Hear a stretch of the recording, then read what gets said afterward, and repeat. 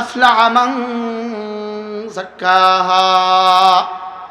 এটাকে এখানে একটা নফস দিয়েছি, এটাকে যে চাষাবাদ করবা, এটাতে যে গাছ লাগাবা, সুবহানাল্লাহ বলেন, এটাকে যে পরিচ্ছন্ন করবা, এটাকে যে গুনাহ থেকে বাঁচাবা,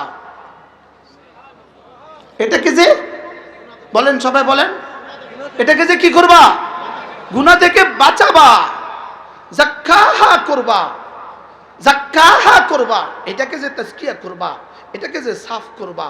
যাও, আমি কসম খেয়ে বলছি, আমি রব 11টা কসম খেয়ে বলি, আমি সূর্যের কসম খেয়ে বলি, আমি সূর্যের আলোর কসম খেয়ে বলি, আমি চন্দ্রের কসম খেয়ে বলি, আমি রাতের কসম খেয়ে বলি, আমি দিনের কসম খেয়ে বলি, আমি আকাশের কসম খেয়ে বলি, আমি আকাশ বানানেওয়ালার কসম খেয়ে বলি, আমি জমিনের কসম খেয়ে বলি, আমি জমিন বিছানেওয়ালার কসম খেয়ে বলি, আমি নফসে বাশার তোর কসম খেয়ে বলি, যা শেষ 11 নম্বর ছুড়ে দিলাম, তোকে যিনি বানিয়েছেন তার কসম খেয়ে বলি। কয়টা হয়ে গেছে?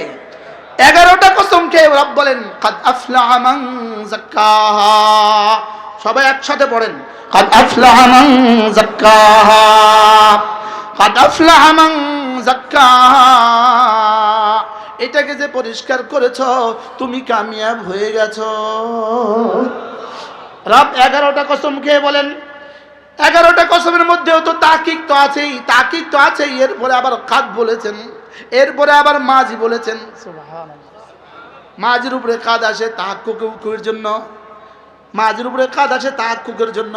তাহলে কাদ আফলাহা, রব্বে কারীম আমি কসম খেয়ে বলি, কাদ আফলাহা, কামিয়াব হয়ে গেছে, মান যাক্কাহা, যে নফসটাকে পরিচ্ছন্ন করেছে। সুবহানাল্লাহ বলেন, যে নফসকে পরিচ্ছন্ন করেছে সে কামিয়াব হয়ে গেছে। তাহলে আমি নফসকে পরিচ্ছন্ন করব, নফসকে পরিচ্ছন্ন করা ছাড়া কামিয়াবির কোনো চাবি নাই। এবার প্রশ্ন, নফসকে পরিচ্ছন্ন করব কি দিয়ে? নফসকে পরিচ্ছন্ন করতেই হবে কোরআনে কারীম দিয়ে। সুবহানাল্লাহ বলেন, নফসকে পরিষ্কার করার প্রথম হাতিয়ার কি? কোরআনে কারীম। একসাথে বলো, কোরআনে কারীম। নফসকে পরিষ্কার করার প্রথম হাতিয়ার কি? কোরআন ছাড়া নফসকে পরিষ্কার করার কোনো সুযোগ কি?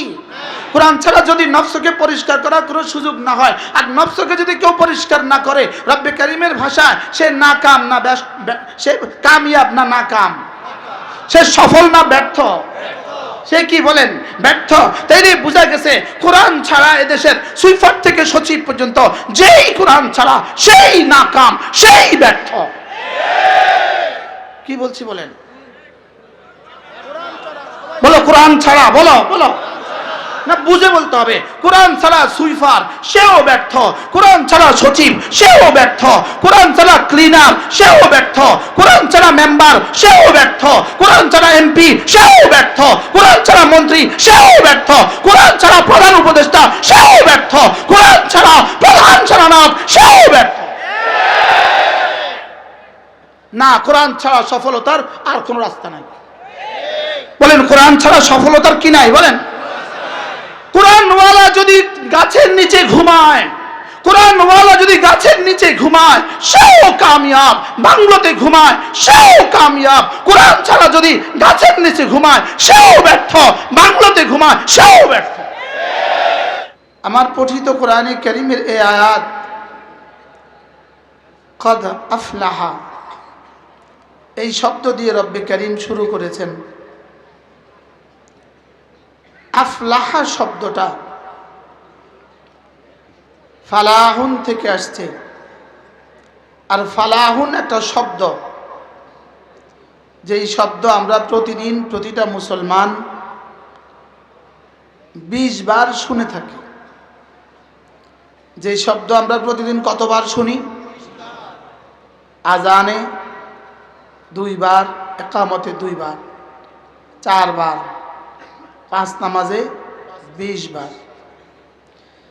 যেই শব্দ রব্বে কারীম আমাকে প্রতিদিন আমার কলিজায়, আমার কানে 20 বার ফেলে দিচ্ছেন, আমার কানে দিচ্ছেন প্রতিদিন যেই শব্দটা 20 বার। আর সাজিবে মালিক যেদিকে আমাকে ডাকছেন প্রতিদিন 20 বার। এই শব্দটা আমাকে ভাবা উচিত, এই শব্দটা নিয়ে আমাকে কিছু চিন্তা ভাবনা করা উচিত। যেটা কি কি শোনাচ্ছেন আমাকে? হাইয়া আলাল ফালাহ, এই শব্দ বলে আমাকে কি শোনাচ্ছেন? আল্লামা ইবনে কাসির আলাইহি রাহমাত তিনি লিখেছেন, ফালাহ কাকে বলে? ফালাহুন, ফালাহ কাকে বলে? তিনি বলেন, আইয়াজিদাল মারউ কুল্লা মাহবুবিহি, একজন মানুষ তার জীবনের সমস্ত প্রিয় বস্তু পেয়ে যায়, একজন মানুষ তার জীবনের সমস্ত চাওয়া পেয়ে যায়, সে যত কিছু পছন্দ করে সব তার হয়ে যায়, সে যা চায় সব পেয়ে যায়, এটাকে বলে ফালাহ। ওয়া ইয়াহতারিজাল মারউ আন জামিই মাকরুহিহি, একজন মানুষ তার জীবনে যত অচাওয়া আছে, যত অপ্রিয় বস্তু আছে, সমস্ত অপ্রিয় বস্তু থেকে সে বেঁচে যায়, এটাকে বলে ফালাহ। তার কোনো প্রিয় বস্তু আর জীবনে বাকি থাকে না, এটার নাম ফালাহ।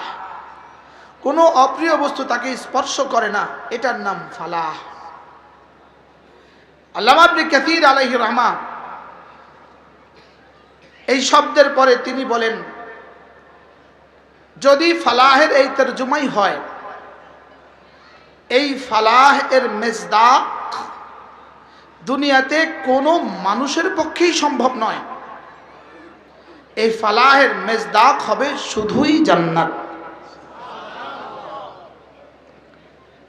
তাফসীরে কবীরে ইমাম রাজি রাহিমাহুল্লাহ তাআলা তিনি বলেন, ইমাম রাজি রাহিমাহুল্লাহ বলেন যে ফালাহুন শব্দটা, ফালাহুন শব্দটা আল্লাহ তাআলার পক্ষ থেকে বনি আদমের জন্য সবচেয়ে বড় পুরস্কার। ফালাহুন শব্দ বনি আদমের জন্য আল্লাহর পক্ষ থেকে সবচেয়ে বড় বরাদ্দ। যেই শব্দ দিয়ে রব্বে করিম প্রথম শব্দ উলাইকা আলা হুদাম মির রাব্বিহিম ওয়া উলাইকা হুমুল মুফলিহুন, কোরআন যেই শব্দ বনি আদমের সফলতার প্রথম শব্দ বলেছেন, এই শব্দ হলো মুফলিহুন। বলেন শব্দ কি? বলেন মুফলিহুন। ফালাহুন শব্দের সফলতা কোথায় গিয়ে শুরু হবে? কোথা থেকে ফালাহুনের সফলতা শুরু হবে? আমরা মনে করছি ইনি সফল প্রাইমারি স্কুলের সফল হেডমাস্টার, ইনি হাই স্কুলের সফল টিচার, ইনি সফল টিউনো, ইনি সফল ওসি, ইনি সফল এমপি, ইনি সফল মন্ত্রী, ইনি সফল বক্তা, ইনি সফল পিসাব। আমরা ভাবছি ইনি সফল মুহতামিম, ইনি সফল শেখুল হাদিস। না না না না, সারা পৃথিবীর সমস্ত মানুষের সফলতার তাসাব্বুর যেখানে গিয়ে শেষ হবে, ফালাহুনের সফলতার সর্বনিম্ন স্তর সেখান থেকে শুরু হবে। ফালাহুন, ছাত্ররা বলো তো আমার সাথে একটু বলো। আমি জানি বক্তৃতা কারা করবে এটা আমি জানি, এবং ওয়াজ যে অন্যরা আজকে করবে এটাও আমি বুঝি, বক্তৃতাও কারা করবে এটাও আমি বুঝি, আর আমি যে কিছু জানি না এটাও আমি বুঝি। সারা পৃথিবীর 800 কোটি মানুষ যদি জিবরিল হয়, 800 কোটি মানুষ যদি প্রত্যেকে যদি জিবরিল হয়, জিবরিল প্রত্যেকে যদি সফলতার তাসাব্বুর করে, আরো আগে বাড়কার 800 কোটি মানুষ যদি সিদ্দিক আকবর হয়, প্রত্যেকে যদি ফালাহের তাসাব্বুর করে, ফালাহের তাসাব্বুর করতে করতে যদি কিয়ামত কায়েম হয়, সারা পৃথিবীর সমস্ত মানুষগুলো সিদ্দিক আকবর হয় রাদিয়াল্লাহু তাআলা আনহু, এটাও সম্ভব। ফালাহুনের তাসাব্বুর যেখানে গিয়ে শেষ হবে, আরো আগে বাড়কার, আরো আগে বাড়কার। একথা বলতে লজ্জা লাগে, তারপরে বুঝার জন্য শক্ত কথা বলে ফেলতেছে, না এটা আর বলতাম না, থাক। ফালাহুনের তাসাব্বুর সমস্ত নবীরা যেখানে গিয়ে শেষ করবে, রব্বে করিমের কাছে ফালাহুনের তাসাব্বুরের আদনা মেজদাক তার চেয়ে বেশি। ফালাহুনের মেজদাক কি? এটা রব ছাড়া কেউ জানে না। বলেন এটা রব ছাড়া কেউ, আবার বলেন ফালাহুনের মেজদাক, বলো রব ছাড়া কেউ জানে না। ফালা তা'লামু নাফসুম মা উখফিয়া লাহুম মিন কুররাতি আয়ুন। ফালা তা'লামু নফি নাফসুন নাকিরা, আন নাকিরাতু তাহতা আন নফি তাউম্মু। ফালা তা'লামু নাফসুন আই ফালা তা'লামু জিবরিল, ফালা তা'লামু নাফসুন ফালা তা'লামু নাবিয়্যুম মিনাল আম্বিয়া। ফালা তা'লামু নাফসুন, পৃথিবীর কোন নফস জানে না। ওয়ালাউ কানা নবিয়ান, জানে না। ওয়ালাউ কানা মালাকান, জানে না। পৃথিবীর কোন ফেরেশতা জানে না, পৃথিবীর কোন নবী জানে না। রব্বে কারীম কদ আফলাহার মধ্যে ফালাহুন বলে যা বুঝিয়েছে, না না, এটা জানার যোগ্যতাই পৃথিবীর কোন মানুষকে রব দেন নাই। ফালা তা'লামু নাফসুম মা উখফিয়া লাহুম মিন কুররাতি আয়ুন। মিন কুররাতি আয়ুন, লা আইনুন রাআত ওয়ালা উযনুন সামিআত ওয়ালা খাতরা আলা কলবি বাশার। জানে না, কেউ জানে না। বলো, জানে না, কেউ জানে না। না না, ফালা তা'লামু নাফসুন, জানে না, কেউ জানে না। আল্লাহর কসম, আল্লাহর কসম, শুধু আমাদের একবার কালিমায়ে তাইয়্যিবার বিনিময়ে রব্বে করিম যা রেখে দিয়েছেন, সারা পৃথিবীর কোন মাখলুকের আকল সেখানে রাসাই হবে না। সারা পৃথিবীর কোন মানুষের আকল সেখানে পৌঁছবে না। রব শুধুই আমার একবার সুবহানাল্লাহর বিনিময়ে যা লিখে রেখেছেন, বলো সুবহানাল্লাহ। একবার সুবহানাল্লাহর মোকাবেলায় যা রব রেখে দিয়েছেন। জিবরিলকে জিজ্ঞেস করো, জিবরিল একবার সুবহানাল্লাহ বলো কি হবে। জিবরিল যেন বলেন, আমি তো রাসূলকে শুনিয়েছি আযম মিন উহুদিন, আযম মিন উহুদিন, উহুদের চেয়েও বড়, উহুদের চেয়েও বড়। জিবরিল, ওমা আযম মিন উহুদ, আল্লাহু আ'লাম, রব ছাড়া কেউ জানে না।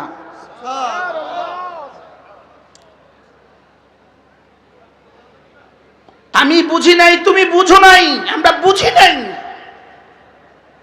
খোদার কসম আমরা বুঝি নাই।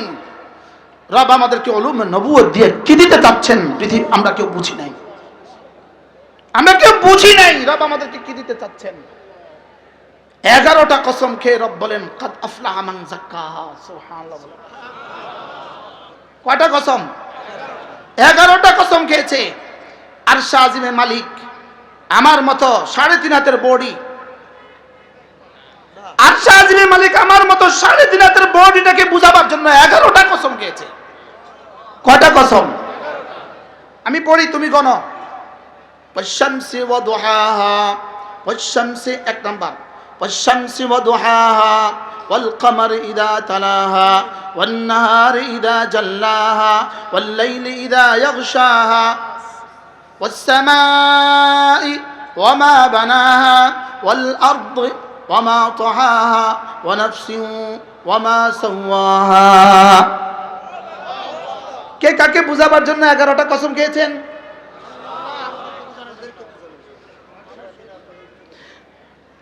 আরশ আজিমে মালিক আমাকে বুঝাবার জন্য 11টা কসম খেয়েছে। 11টা, 11টা, একটা দুইটা নয়। কয়টা? 11টা। 11টা কসম। শেষ পর্যন্ত 8টা কসম খেয়েছে মাখলুকাতের, আর 3টা কসম খেয়েছেন রব নিজের। 7টা খেয়েছে পুরা ফরশ থেকে আরশ পর্যন্ত, আর একটা খেয়েছে আমার আমার আমার নফসে বাশারের কসম খেয়েছে একটা। এ হলো 8টা, আর নিজের নামে খেয়েছেন 3টা। মোট কয়টা হয়েছে? 11টা কসম খেয়ে রব্বে করিম বলেন ফাআলহামাহা ফুজুরাহা ওয়া তাকওয়াহা। বনি আদম শুনো, আমি তোমাকে 2টো যোগ্যতা দিয়েছি। আমি তোমাকে গুনাহের যোগ্যতাও আমি দিয়েছি, নেকির যোগ্যতাও তোমাকে আমি দিয়েছি। ফাআলহামাহা ফুজুরাহা ওয়া তাকওয়াহা, তোমাকে 2 যোগ্যতা আমি দিয়েছি। যেমন জমিনকে আমি 2 যোগ্যতা দিয়েছি, আগাছার যোগ্যতা দিয়েছি, ফসলের যোগ্যতাও আমি দিয়েছি। আগাছার যোগ্যতা দিয়েছি আগে, ফসলের যোগ্যতা দিয়েছি পরে। ফাআলহামাহা ফুজুরাহা ওয়া তাকওয়াহা। ঠিক নফসে ইনসানিকে নফসে বাশারকে আমি দুই যোগ্যতা দিয়েছি, গুনাহের যোগ্যতাও দিয়েছি, তাকওয়ার যোগ্যতাও দিয়েছি। বাকি গুনাহের যোগ্যতা দিয়েছি আগে, তাকওয়ার যোগ্যতা দিয়েছি পরে। গুনার যোগ্যতা আগে না তাকওয়ার যোগ্যতা আগে? জোরে বলেন। জমিনে আগাছার যোগ্যতা আগে না ফসলের যোগ্যতা আগে? আগাছার জন্য কি কি মেহনত লাগে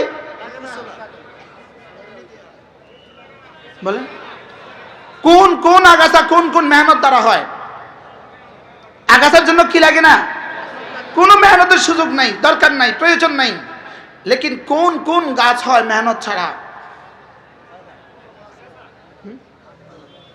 কাঁচামরিচ গাছ, একটা পেঁয়াজ, একটা রসুন, একটা আলু।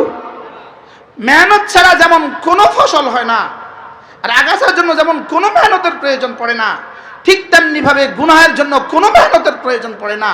লেকিন কোনো মেহনত ছাড়া এক জাররা ইবাদত হবে না। কি তাহলে জমিনে কয় যোগ্যতা? তাহলে নফসে কয় যোগ্যতা? আবার বলে নফসে কয় যোগ্যতা দিছে? দুই যোগ্যতা। কি কি? গুনার যোগ্যতা, নেকির যোগ্যতা। এবার রব্বে কারীম বলেন কাদ আফলাহা মান যাক্কাহা। এটাকে এখানে একটা নফস দিয়েছি, এটাকে যে চাষাবাদ করবা, এটাতে যে গাছ লাগাবা, সুবহানাল্লাহ বলেন, এটাকে যে পরিচ্ছন্ন করবা, এটাকে যে গুনাহ থেকে বাঁচাবা, এটাকে যে বলেন, সবাই বলেন, এটাকে যে কি করবা? গুনাহ থেকে বাঁচাবা, যাক্কাহা করবা, যাক্কাহা করবা, এটাকে যে তাজকিয়া করবা, এটাকে যে সাফ করবা। যাও, আমি কসম খেয়ে বলছি, আমি রবে 11টা কসম খেয়ে বলি, আমি সূর্যের কসম খেয়ে বলি, আমি সূর্যের আলোর কসম খেয়ে বলি, আমি চন্দ্রের কসম খেয়ে বলি, আমি রাতের কসম খেয়ে বলি, আমি দিনের কসম খেয়ে বলি, আমি আকাশের কসম খেয়ে বলি, আমি আকাশ বানানেওয়ালার কসম খেয়ে বলি, আমি জমিনের কসম খেয়ে বলি, আমি জমিন বিছানেওয়ালার কসম খেয়ে বলি, আমি নফসে বাশার তোর কসম খেয়ে বলি। যা, শেষ 11 নম্বর ছুড়ে দিলাম, তোকে যিনি বানিয়েছেন তার কসম খেয়ে বলি। কয়টা হয়ে গেছে?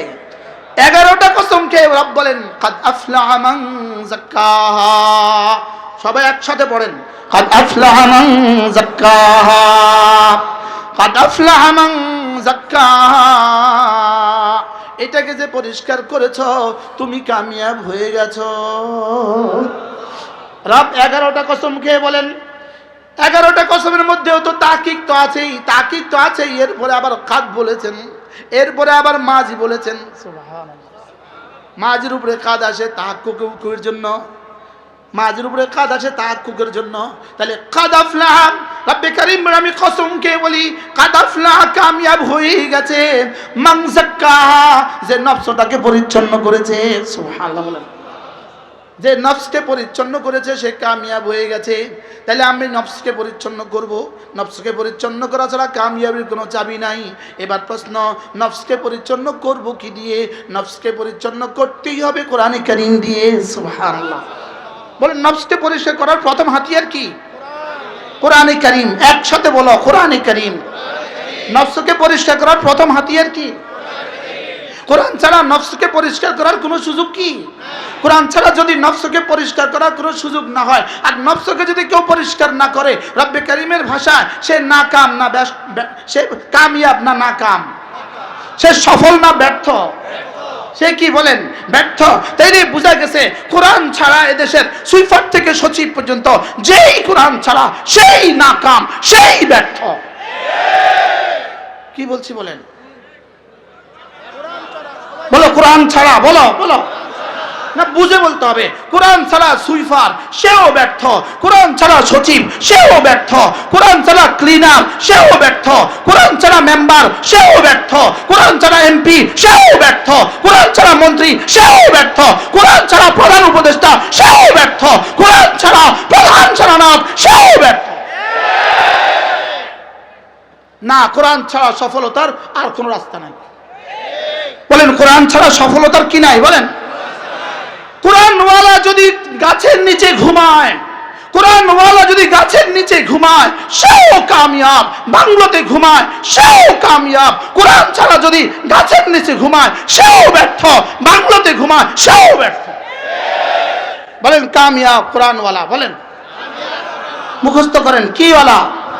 কারণ কোরআন ছাড়া যাক্কাহা, তাজকিয়ার জন্য কোরআন ছাড়া আর কোনো ব্যবস্থা নাই। বলেন তাজকিয়ার জন্য কোরআন ছাড়া আর কি নাই? বলেন থাকলে আপনি প্রমাণ দেন, বুঝান। হযরত ইব্রাহিম আলাইহিস সালাম যখন বাইতুল্লাহ বানানো শেষ করলেন, তা আল্লাহ তাআলা কি বললেন? ইব্রাহিম, তোমার ছেলেকে নিয়ে তুমি আমার ঘর বানিয়ে দিয়েছো, এবার তুমি আমার কাছে যা চাইবা সব দিয়ে দিব। হযরত ইব্রাহিম আলাইহিস সালাম চাইলেন, একটাই চাইলেন। সুবহানাল্লাহ। আমাদেরকে যদি বলতো কি চাইবা চাও, আমি বলতাম শুধু এমপির টিকিটটা দিয়ে দেন। হ্যাঁ খানা না খান, আরে এমপি হইলে হলো, না হলো টিকিট পাইলেই তো কোটিপতি।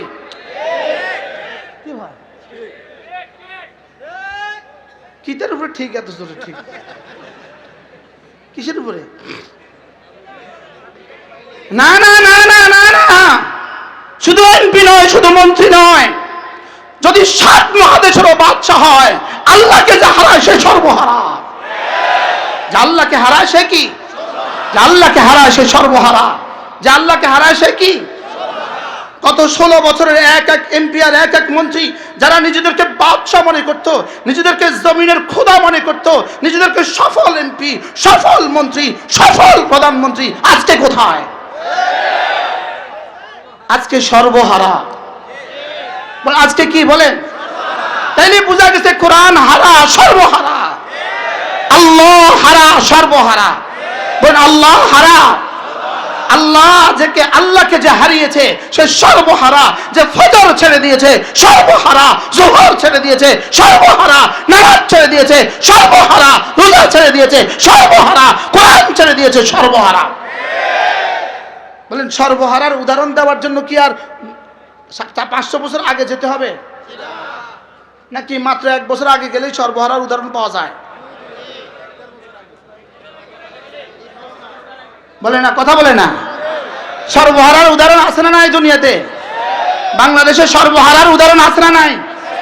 আপনি কি মনে করেন শুধু তারাই সর্বহারা, না এখন যারা আসার চেষ্টা করতেছে তারাও সর্বহারা হবে না? জোরে বলেন। বলেন কোরআন ছাড়া যেই আসবে সেই সর্বহারা। যেই কোরআন ছাড়া সে সর্বহারা। বলেন কোরআন ছাড়া কি? বলেন, বলো, আওয়াজ লাগাও, কোরআনওয়ালা সর্বহারা, কোরআন হারা সর্বহারা। বলো কোরআন হারা, সর্বহারা। আবার বলো কোরআন হারা, সর্বহারা। এজন্য আমাদের আশা, আমাদের প্রত্যাশা, আগামী প্রজন্মের কাছে, আগামী নেতৃত্বের কাছে আমাদের আশা, এমন এক শিক্ষা ব্যবস্থা প্রণয়ন করো, এমন এক শিক্ষা ব্যবস্থা প্রণয়ন করো যে শিক্ষা ব্যবস্থায় প্রাইমারি স্কুলে প্রতিটা বাচ্চা কোরআনওয়ালা হবে, হাই স্কুলে প্রতিটা বাচ্চা কোরআনওয়ালা হবে, কলেজ ইউনিভার্সিটির প্রতিটা বাচ্চা কোরআনওয়ালা হবে। এমন এক শিক্ষা ব্যবস্থা প্রণয়ন করতেই হবে দেশে। ক্লাস 10 এ ম্যাট্রিক পরীক্ষা দিবে, ওই ছেলে ম্যাট্রিক পরীক্ষা দিয়েও হবে, আবার কোরআনওয়ালা হবে, এসএসসি ওয়ালা হবে, আবার কোরআনওয়ালা হবে, অনার্স ওয়ালা হবে, আবার কোরআনওয়ালা হবে, মাস্টার্স ওয়ালা হবে, আবার কোরআনওয়ালা হবে।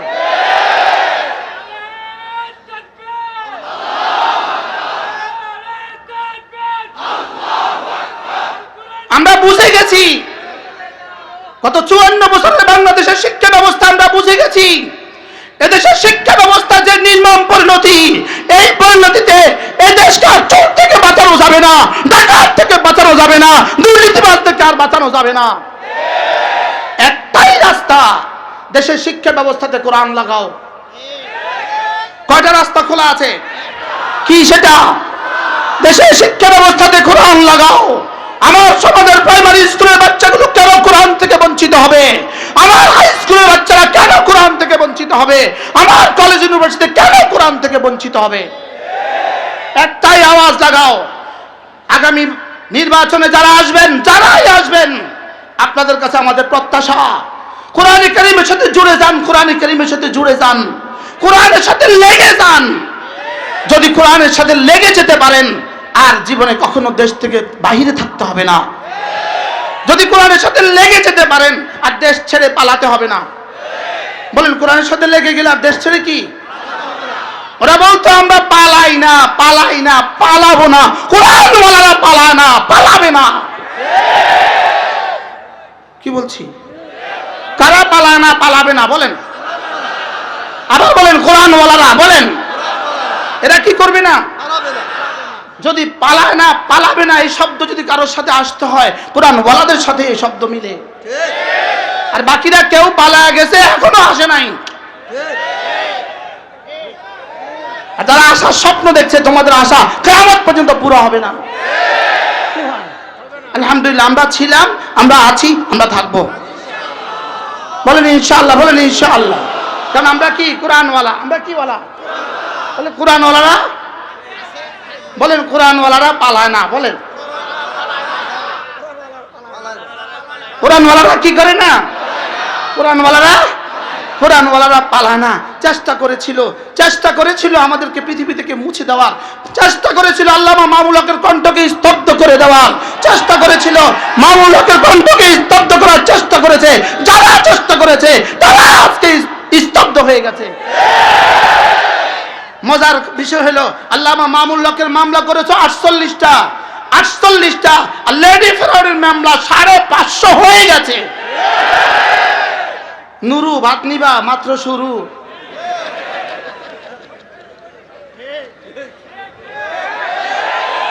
নুরু ভাত নিবা, মাত্র কি বলেন? মাত্র কি? মাত্র শুরু। আলহামদুলিল্লাহ, আলহামদুলিল্লাহ, আলহামদুলিল্লাহ। আমাদেরকে শত মামলা করেও আলহামদুলিল্লাহ আমরা স্টেজে আছি। কি হয়? তাহলে বোঝা গেছে কোরআনওয়ালারা পালায় না। বলেন কোরআনওয়ালারা কি? আর বাকিরা, বাকি কারা কারা পালাইছে, কারা কারা পালাবে?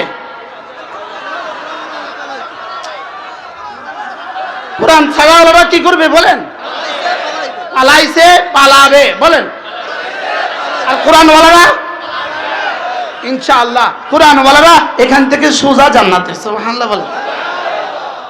যদি খোদা না খাস্তা জেলে যাওয়াও লাগে, তো এখান থেকে জেলে, জেল থেকে কবরে, কবর থেকে জান্নাতে।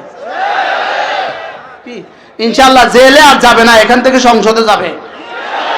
বলেন ইনশাআল্লাহ, বলেন ইনশাআল্লাহ। এখান থেকে জেলে না, এখান থেকে সংসদে। ইনশাআল্লাহ এখান থেকে কোথায়?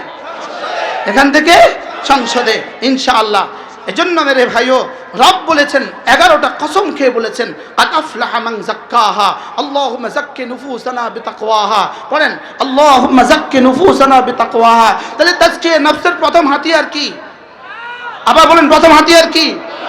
তাহলে এদেশের এই এত চুরি থেকে বাঁচাবার হাতিয়ার, এত ডাকাতি থেকে বাঁচাবার হাতিয়ার, এত দুর্নীতি থেকে বাঁচাবার হাতিয়ার, এত অসঙ্গতি থেকে বাঁচাবার হাতিয়ার আল্লাহ আমাদেরকে কোরআনওয়ালা বানিয়ে দেন।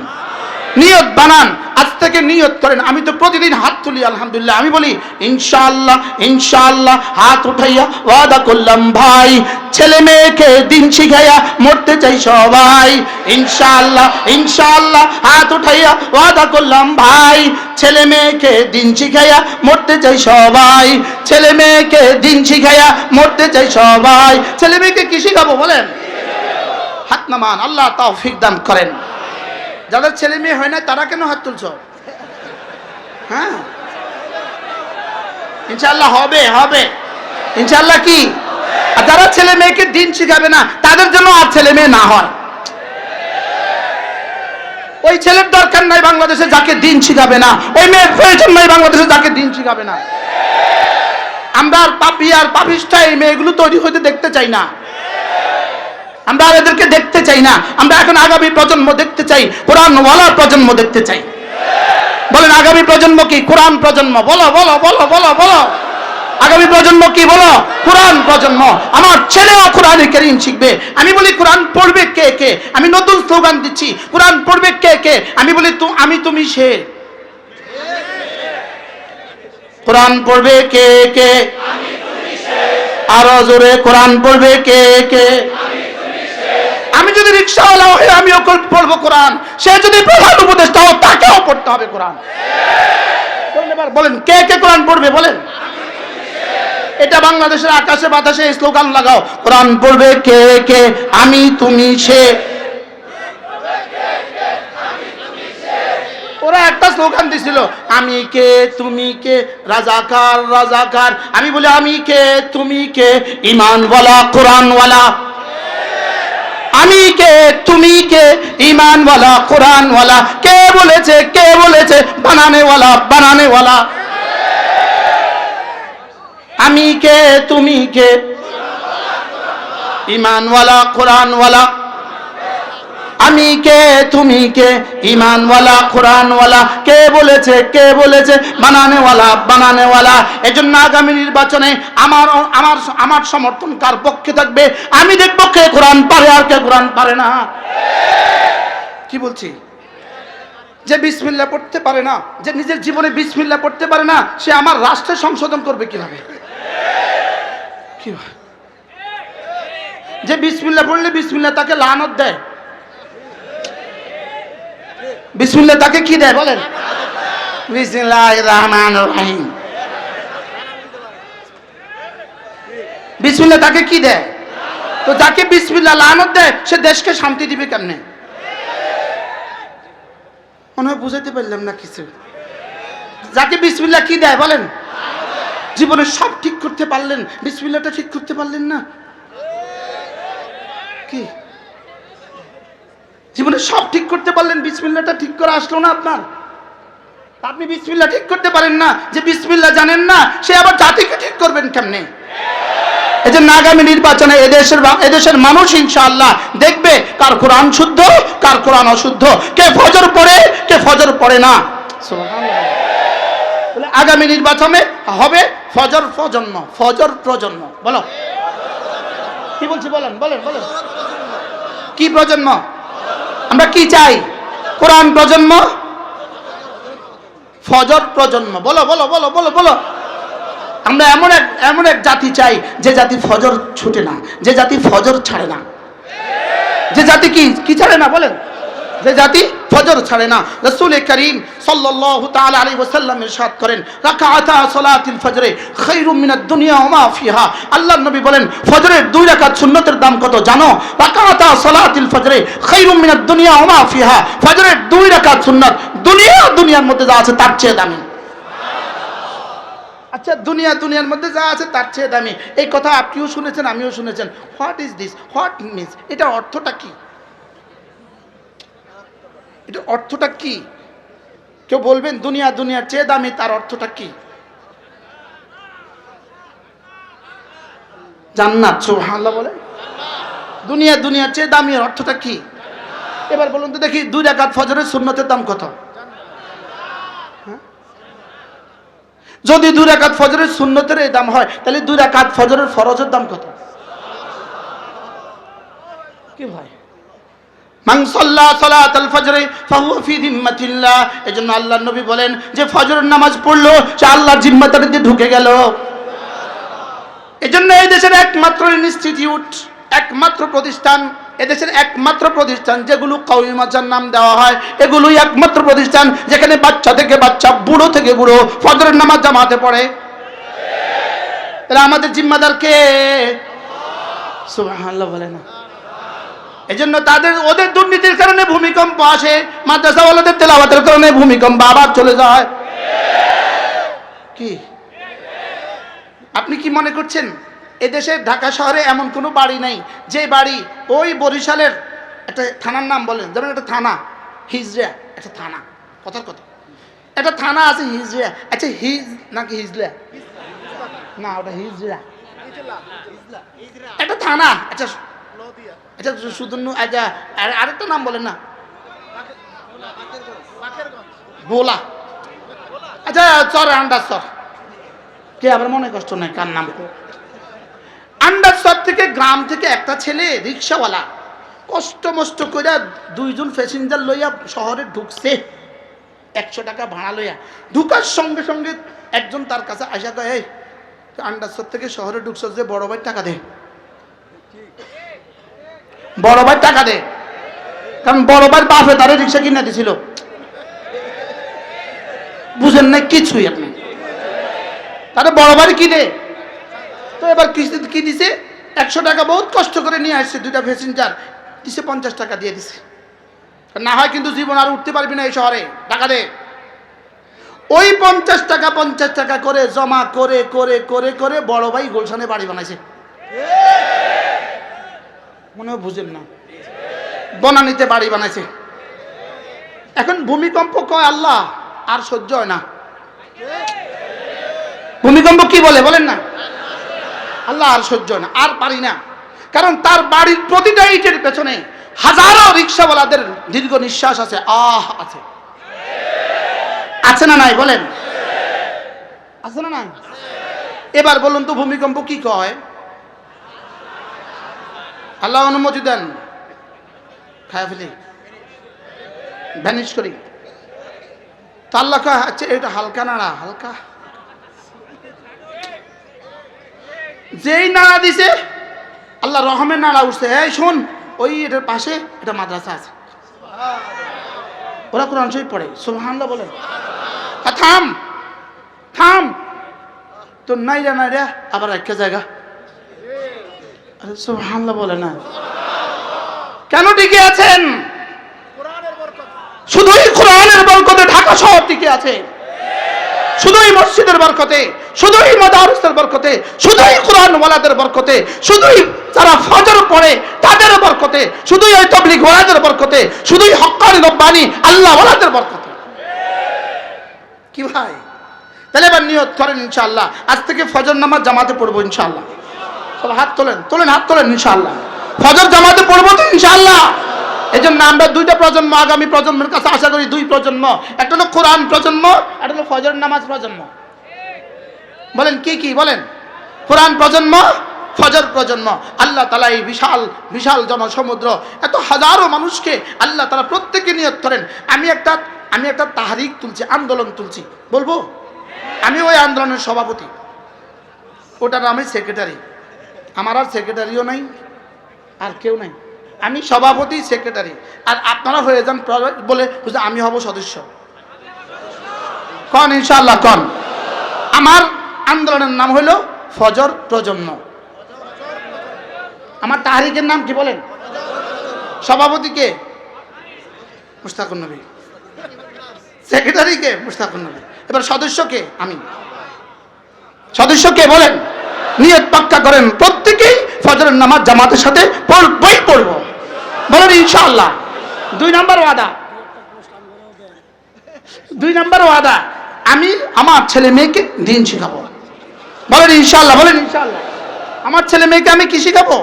আল্লাহ তাআলা মেহেরবানি করে আমাদের সকলকে কবুল ফরমান।